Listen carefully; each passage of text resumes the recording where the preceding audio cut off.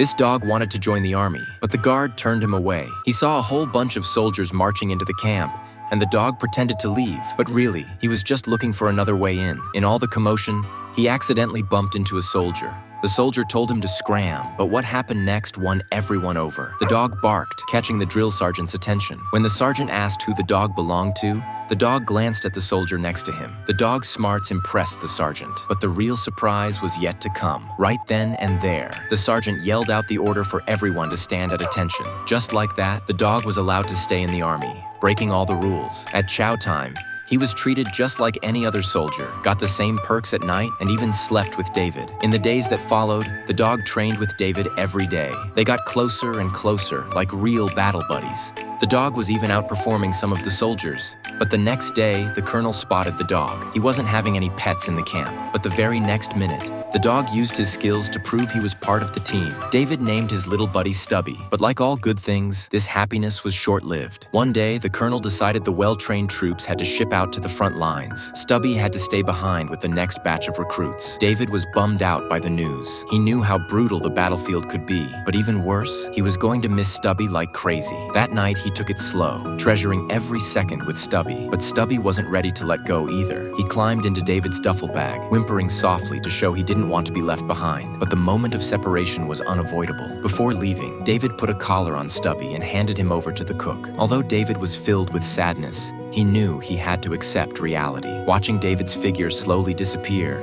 Stubby stood motionless, afraid to move. He broke free and followed David. Stubby desperately dashed toward the train that could change his fate. But when it reached the harbor, Stubby finally saw David, only to find the soldiers block the way. It quickly hid in some supplies and quietly boarded the ship.